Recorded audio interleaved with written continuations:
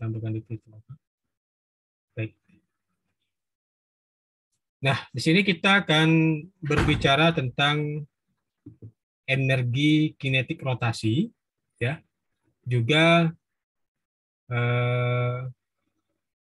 kita akan berbicara tentang momen inersia, ya, momen inersia. Nah, jadi di sini masih terkait dengan gerak rotasi, ya. Saya ngulangi sedikit materi kemarin, singkat saja, bahwa di dalam geraknya objek itu ada dua, ya, translasi dan rotasi. Jadi ada gerak lurus, ada gerak berputar. Jadi dalam gerak berputar ini ada tentunya energi kinetik. Nah, ya, ada energi kinetik, ada energi yang dibutuhkan suatu objek untuk berputar. Jadi sampai saat ini, ya, para ilmuwan, ya, salah satunya para ilmuwan masih kebingungan ini, ya, kebingungan, ya. Kebingungannya kenapa? Siapa yang memberikan energi kinetik dari elektron yang bisa berputar mengelilingi inti atom? Nah, ini kan masih dalam teori, ya. Tapi saat ini masih belum terpecahkan. Dan juga siapa yang memberikan energi? Nah, masih teori-teori yang masih misterius, ya, belum ada ilmu yang pasti, energi kinetik. Sudah kita tahu bahwa semua benda yang bergerak pasti ada energi. Siapa yang memberikan energi bulan bisa berputar mengelilingi bumi? Siapa yang memberikan energi? Ada yang berkata bahwa itu dari dentuman besar, ya, dan sebagainya. Ini masih misteri. Masih misteri. Tidak ada yang pasti. Itu masih dalam teori. Nah, masih oleh sebab itu, secara fisika, pastilah sebuah objek itu bergerak, pasti ada yang menyebabkannya, dan pasti ada energi. Ya. Nah, di dalam energi kinetik, ini kita ketahui dalam gerak lurus, energi kinetik ini, rumusnya ini, setengah mv kuadrat. Ini sudah tahu, ya, semuanya pasti sudah tahu ini. Nah, di dalam gerak rotasi, energi kinetik ini bisa kita konversi dari energi kinetik gerak translasi menjadi energi kinetik gerak rotasi. Ini rumusnya. Ya, coba Anda perhatikan di sini, di mana KI ini adalah energi kinetik translasi. Namun ketika kita mengkonversi kecepatan dalam KI ini, kecepatan, ya, velocity, ini kalau kita ubah ke dalam bentuk rotasi, rumus velocity adalah apa? Masih ingat nggak kemarin itu? Omega dikali dengan radius, ya. Omega dikali jari-jari. Omega kecepatan sudut, jari-jari adalah jarak partikel kepada pusat putaran. Jadi kita konversi dengan ini kita ganti ini, VI kuadrat ini. Ya. VI kuadrat kita ganti dengan R kuadrat omega kuadrat. Nah, ini konversi di sini. Sehingga energi kinetik rotasi itu diberikan dengan persamaan ini. Nah, ini. Setengah M kuadrat, M setengah kali M, kali R kuadrat, kali R omega kuadrat. Sekarang, kalau di dalam gerak translasi, di sini yang menyebabkan benda itu sulit bergerak dan mudah bergerak adalah apa variabelnya? Suatu benda itu sulit bergerak, mudah bergerak, itu yang menentukannya apa? Kalau dalam gerak, ada yang tahu nggak? Apa yang menentukan benda itu sulit dan mudahnya bergerak? Massa bukan, Pak? Nah, benar. Yang menyebabkan dia sulit dan mudahnya bergerak itu adalah massa. Semakin besar massa, maka benda ini akan semakin sulit digerakkan. Ya, contoh mobil truk yang berhenti, coba kita dorong berat. Tapi kalau cuma sepeda yang ringan, didorong itu dengan mudah kita dorongnya. Kenapa? Karena pengaruh massa. Nah, di dalam gerak translasi yang mempengaruhi bukan massa, akan tetapi ya bukan hanya massa, tetap ada massa, tapi bukan hanya massa, akan tetapi dipengaruhi dengan massa dan jari-jari. Ya, massa dan jari-jari. Inilah yang mempengaruhi berat atau mudahnya benda itu berputar. Apa itu yang dinamakan ini? Inilah yang dinamakan dengan inersia. Inersia dalam bahasa sehari-hari atau bahasa Indonesianya itu inersia itu kelembaman. Lembam. Lembam ini maknanya adalah suatu kondisi objek itu mempertahankan sifatnya. Nah, sifat di sini dalam arti sifat gerak ya, sifat gerak. Jadi objek itu diam, maka dia akan cenderung diam. Objek itu bergerak, maka dia akan cenderung terus bergerak. Contohnya adalah seperti bola bowling yang besar, yang padat dengan bola kaki. Ya, bola kaki sepak bola ya, yang kopong isinya angin. Kalau digelindingkan dengan kecepatan yang sama, yang duluan berhenti adalah dengan catatan digelindingkannya di permukaan yang apa namanya ya, yang datar ya. Maka yang paling mudah berhenti adalah bola kaki, ya, bola kaki ya, karena dia ringan. Tapi kalau bola bowling sudah dengan kecepatan yang sama itu sulit dihentikan, ya. Bahkan dia kalau sangat kecepatannya sangat tinggi dia bisa menghancurkan objek-objek yang ada di depannya. Kenapa? Karena pengaruh massa. Nah di sini juga coba rotasi dari matahari dengan rotasi dari bumi. Kita tahu massa bumi dengan massa matahari jauh sekali bedanya ya. Matahari yang ukurannya sangat besar, bumi hanya satu titik. Nah kalau matahari sebesar ini, nah bumi hanya sebesar ini, perbandingan astronomi. Nah ini dalam konsep perbandingan ukuran secara hitungan ya, bukan secara real. Real itu nggak bisa orang ukur diameter matahari ya. Sangat jauh sekali jarak matahari ya, 150 juta kilometer. Nggak bisa diukur siapa yang mau pergi ke sana. Dan juga suhunya sangat tinggi ya. Jadi jika berotasi matahari dan bumi, ya ini matahari, ini bumi. Nah, mohon maaf Pak, ya, ini apa namanya kursor Bapak nggak gerak Pak? oh nggak gerak, coba kita lihat. Mungkin ada kendala. Oke, kita ulangi lagi sini. Biasanya nih kalau ini, mana tadi? Ini ya, tes ini. Nah ini, gerak ya, udah ya. Nah, ya. Jadi yang menyebabkan buat suatu benda ya mudah atau sulitnya berputar adalah inersia. Nah, inersia ini dirumuskan dengan ini sigma mr kuadrat. Nah, sigma mr kuadrat ya. Nah, jadi kinetik rotasi. Nah, ya. Udah. Nah, kursornya nggak bergerak Pak. Bergerak ya. Kita cek dulu ya.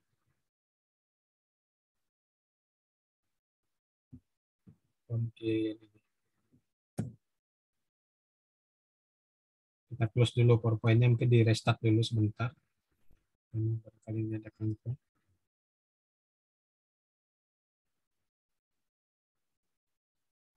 Kita restart.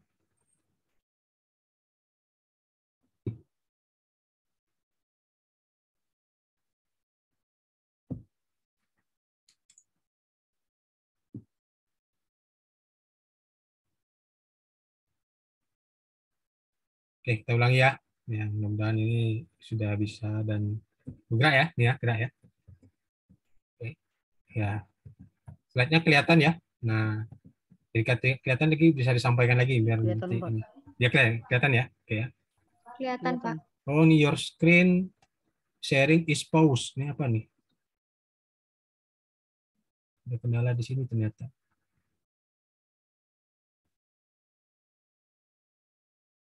Oke, ya, kelihatan sudah nih.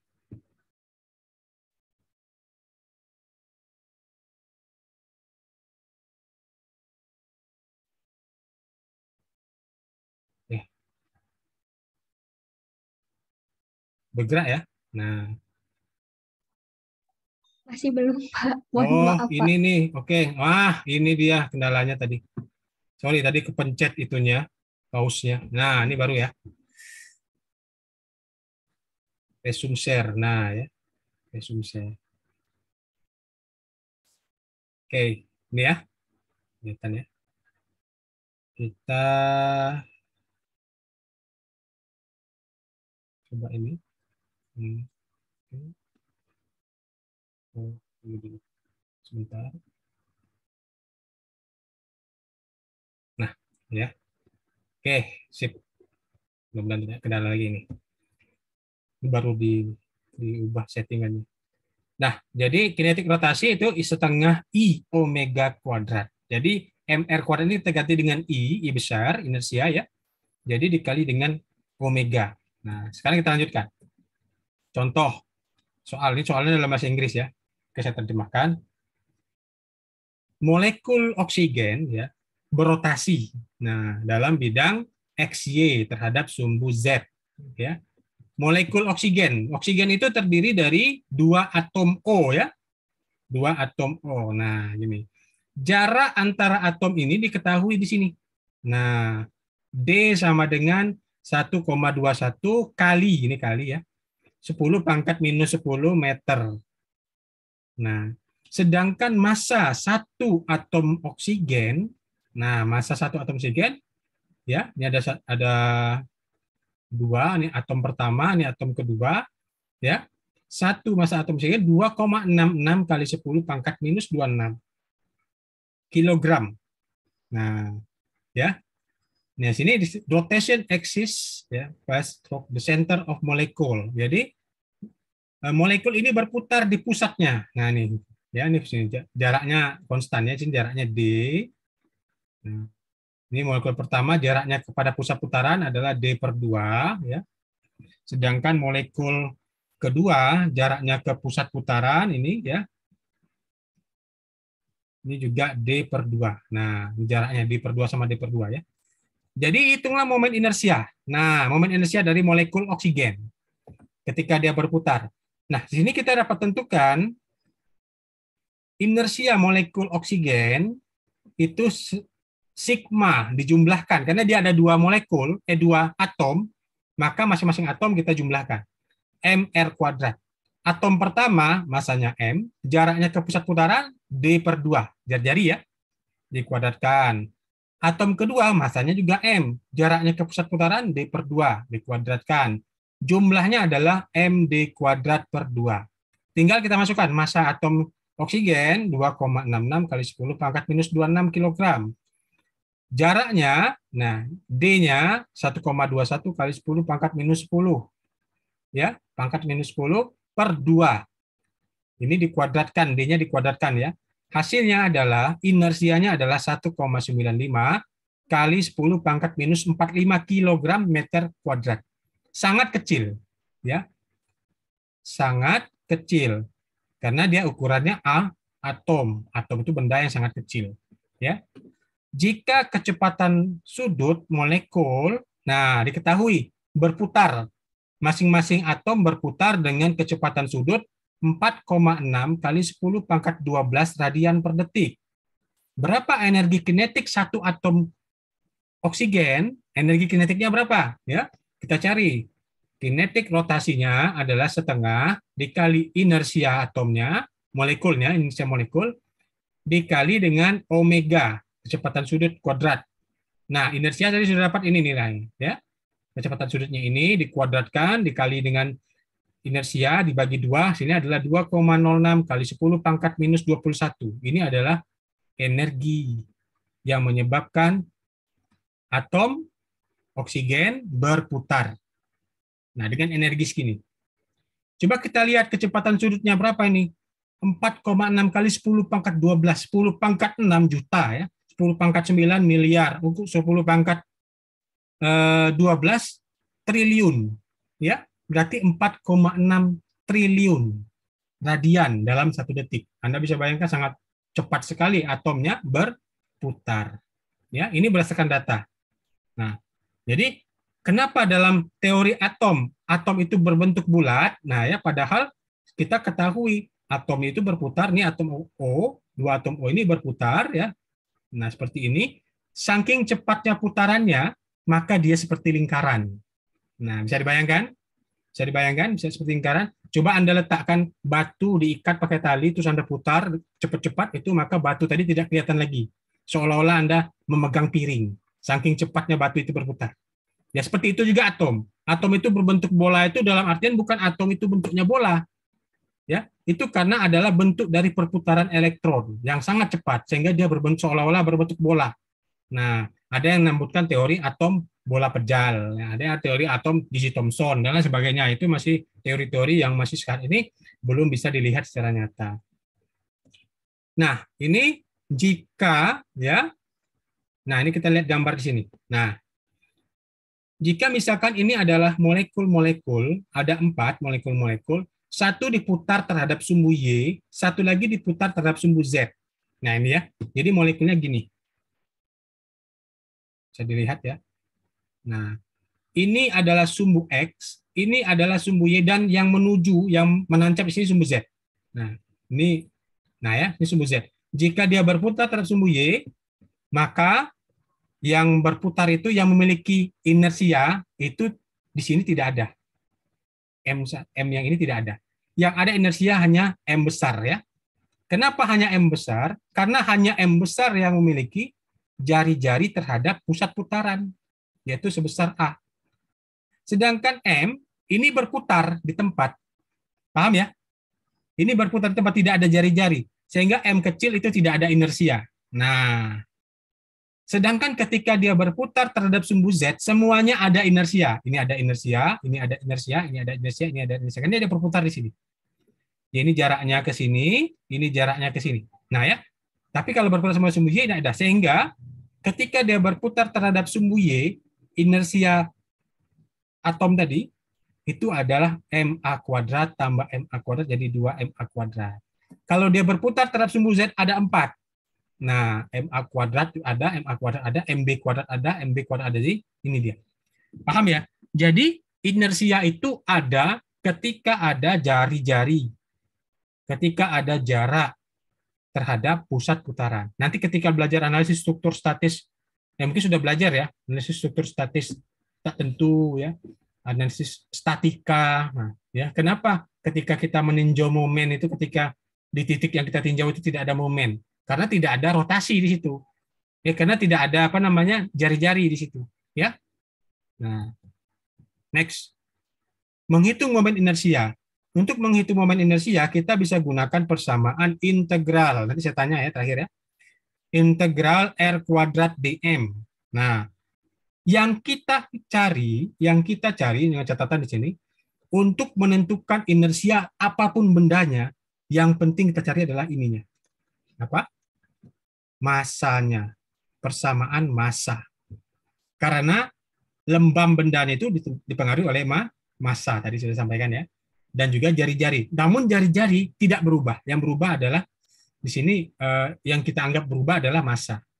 Ketika benda itu berputar ya, kita anggap jari-jari konstan, tidak berubah. Tapi bisa saja jari-jarinya berubah. Ya, kalau kita menggunakan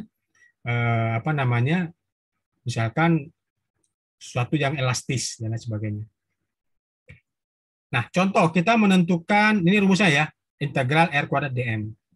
Kita menentukan momen inersia dari cincin, ya, cincin tipis. Nah, cincin tipis yang diputar di titik O. Jadi ini sudah sebuah cincin, ya, ini sebuah cincin. Nah, ini, ya, cincin ya, diputar di sini. Jaraknya kita ambil kita potong cincin ini sebesar dm, kita potong. Kita ambil satu bagian dipotong, yang masanya yang dipotong ini dm. Nih ya, dipotong. Jarak dm ini ke pusat putaran adalah r. Sehingga inersia adalah integral r kuadrat dm. R ini adalah diganti dengan berapa jari-jarinya? R besar. Ya, R besar ini ya. Sini. dm-nya berapa?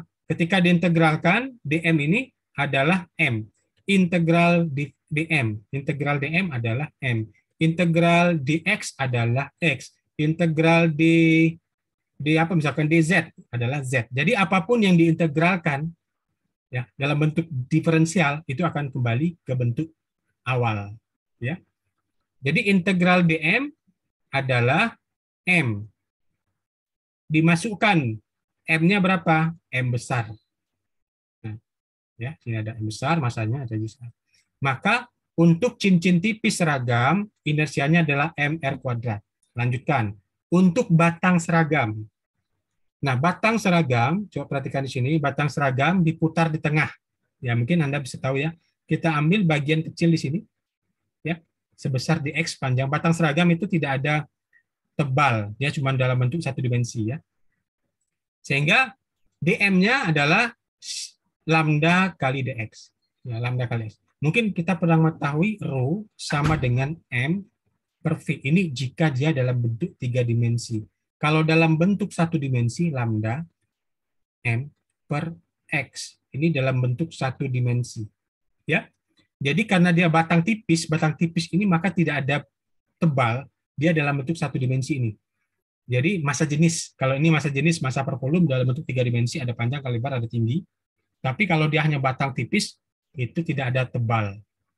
Tidak ada lebar, tidak ada tinggi, dia hanya panjang saja, maka lambda namanya. Nah, maka M sama dengan lambda kali X. Nah, lambda itu adalah M dibagi L. X, kita ganti nilai dm yang ada di persamaan ini menjadi ml per d, m dx per l. R-nya berapa? R-nya adalah jarak titik yang kita ambil ini ke titik putaran X, ya. X kuadrat. Masukkan, ml-nya kita keluarkan, integral X kuadrat dx. Nah, ini jaraknya ke sini adalah, nah, ini ujung sini setengah L, ujung sini min setengah L. Ya, kita ambil titik potongnya di sini, titiknya, ya. Maka jaraknya min setengah L hingga setengah L. Sehingga untuk batang seragam, inersianya adalah 1/12 ml kuadrat. 1/12 ml kuadrat dengan rumus ini. Oke, silakan jika ada yang ingin bertanya, boleh.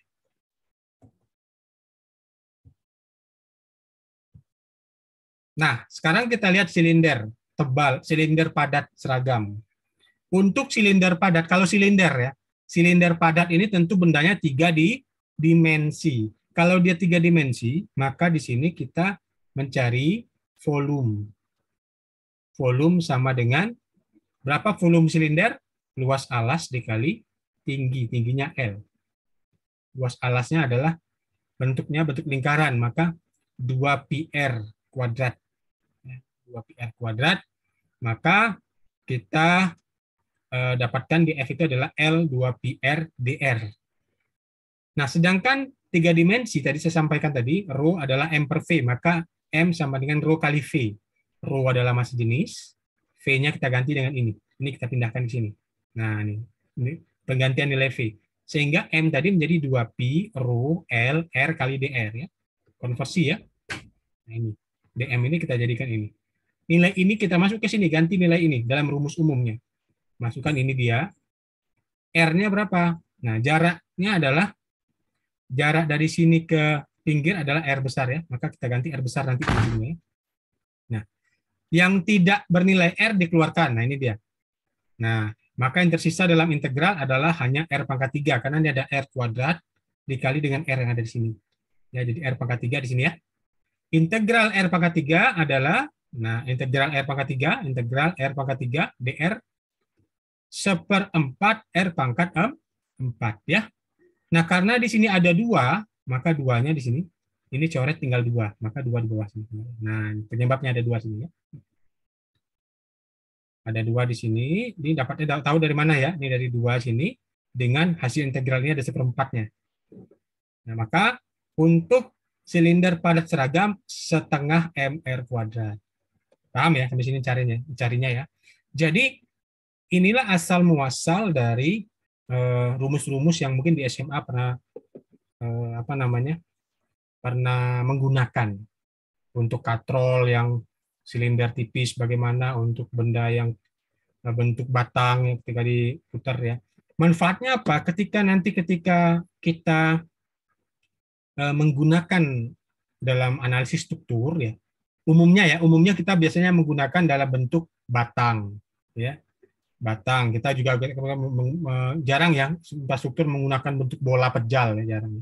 Kecuali kalau mungkin membangun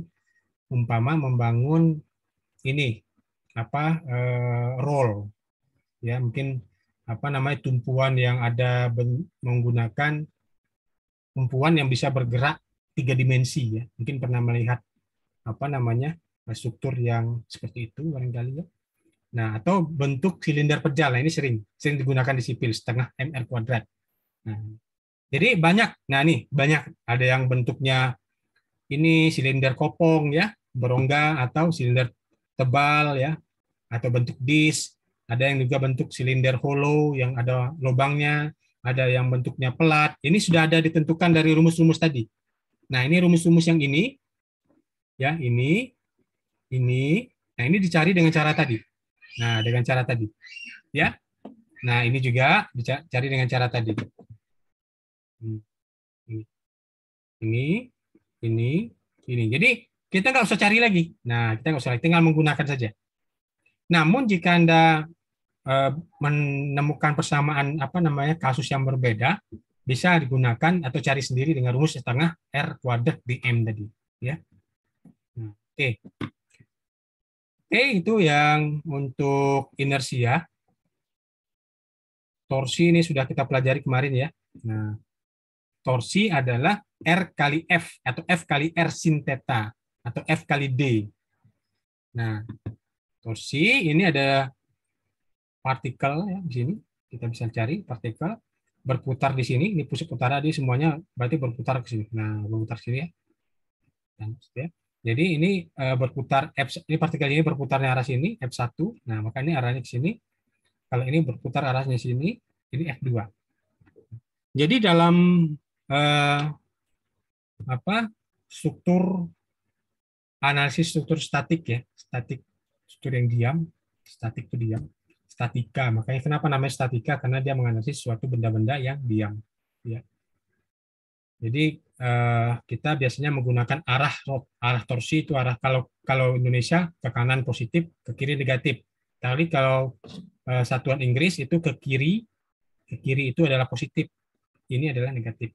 Ya, nah, sudah kita pelajari. Ini pembahasan fisikanya. Nanti kita lihat. Nah ini sudah kita ini saya kasih soal ya. Saya jelaskan satu ini aja. Mungkin waktunya cukup waktu 3 menit ini. Ini penting. Misalkan ada sebuah katrol, ya, katrol, ujungnya dihubungkan dengan tali dan diikat dengan sebuah benda. Benda ini pasti ada massa sebesar m kali g ya, beratnya ya. Ketika benda ini diikat dengan tali, talinya mengencang. Akhirnya ada tegangan tali T. Benda ini dengan beratnya, ya dia akan mengencangkan tali dan tali akan menarik tali yang ada di katrol sehingga katrol berputar. Nah, perputaran katrol itu disebabkan, kita ingat, benda berputar karena ada torsi. Torsi.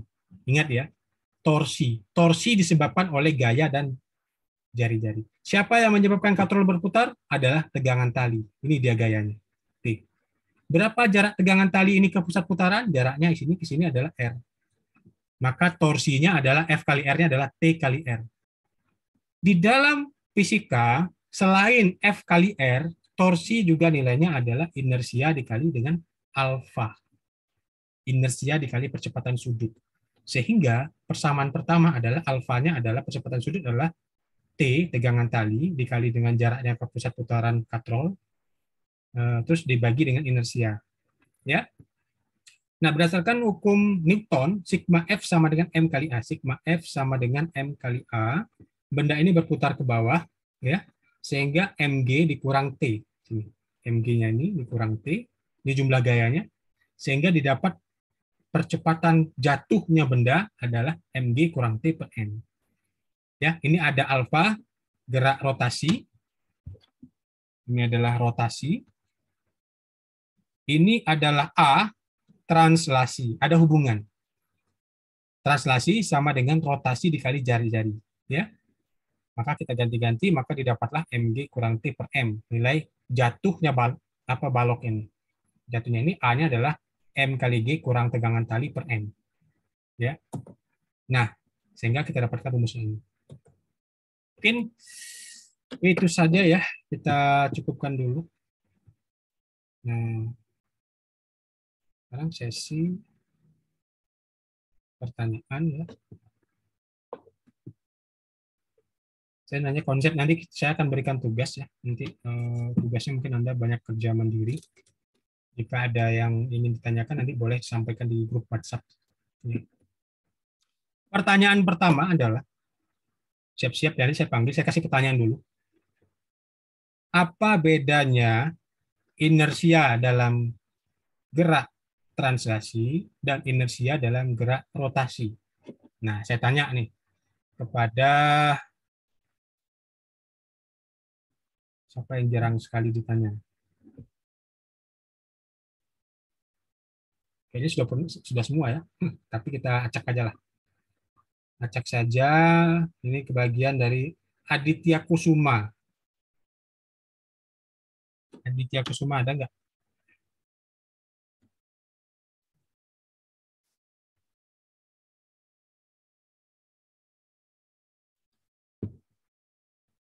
Adit mana Adit? Adit? Halo, masuk nggak Pak suaranya? Ya, masuk. Nah, apa Adit jawabannya? Perbedaan antara inersia translasi dan inersia pada gerak rotasi? Dengan bahasanya sendiri saja, ya. Sampaikan saja mungkin salah nggak apa-apa ya.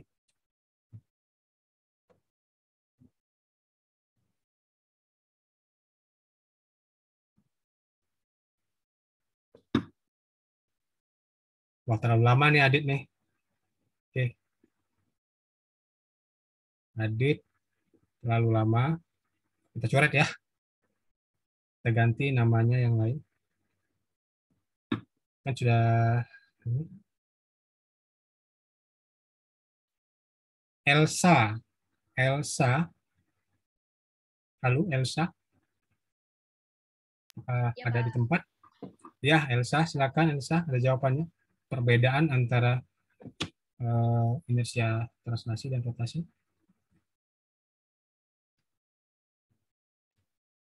Inersia translasi itu Hmm. yang linear, Pak. Gerak lurus. Ya, Katanya terus gitu. Kalau yang rotasi itu yang memutar atau poros. yang berputar. Ya. Masih kurang tepat ya. Jadi jawabannya saya kasih nilai 10. 3. Masih ada waktu ya, ini 4 menit lagi.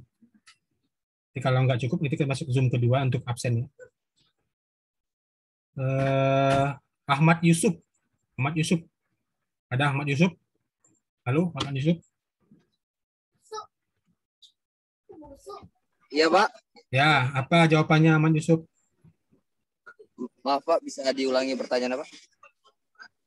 Apa perbedaan inersia translasi pada inersia dan inersia gerak rotasi? Perbedaannya apa?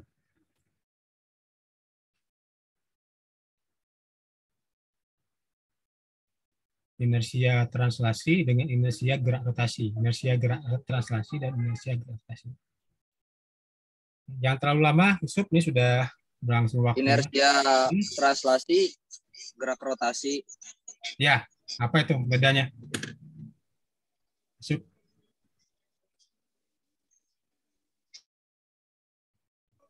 Maaf Pak, kurang tahu Pak. Waduh, ini kurang memperhatikan ini Yusuf. Mana nih Yusuf? Kita lempar ke yang lain. Siapa yang bisa memberikan jawaban? Apa perbedaan inersia pada gerak translasi dan inersia pada gerak rotasi? Sudah saya sampaikan tadi. Pak. Nah, siapa tuh? Sinung, Pak. Nah, ya Sinung. Oke, Sinung, silakan. Pak, kalau menurut saya kalau yang translasi itu inersia untuk dibangun yang berupa balok, Pak. Untuk rumusnya sendiri Nah, per 12 ml kuadrat. Nah, kalau yang untuk rotasi itu biasanya untuk bangun yang berbentuk tabung atau lingkaran gitu, Pak. Itu berputar sesuai sumbu poros, rumusnya 1/12 mr kuadrat, Pak. ya, oke. Tapi masih ini ya Sinung ya, masih kurang pas Sinung. Tapi nggak apa-apa. Ya kasih nilai 10, 15 lah. Tapi jawabannya kurang pas. Ya, nomor 5 siapa? Nomor 5 yang bisa memberikan jawaban yang tepat. Apa perbedaan inersia? Inersia, gerak translasi, dan inersia pada gerak rotasi. Nah, ada yang bisa memberikan jawaban? Oh, izin menjawab, Pak. Siapa tuh? Najib ya. Silakan Najib. Ya Pak, seperti yang kita ketahui kan kalau misalnya gerak translasi itu kan dia sifatnya lurus dan linear, Pak. Ya. Sedangkan gerak rotasi itu kan dia bersifat memutar dari porosnya. Jadi ya. Yang mempengaruhinya apa? Ada istilah namanya inersi dan momen inersi. Jadi untuk gerak translasi ini inersia, sedangkan untuk gerak rotasi ini bisa juga disebutnya momen inersia, Pak. Habis itu pengaruhnya juga kalau misalnya terhadap gerak translasi itu lebih berpengaruh pada masanya, sedangkan kalau gerak rotasi baru lebih berpengaruh pada momen inersianya. Seperti itu, Pak, mungkin, Pak. Ya, hampir benar.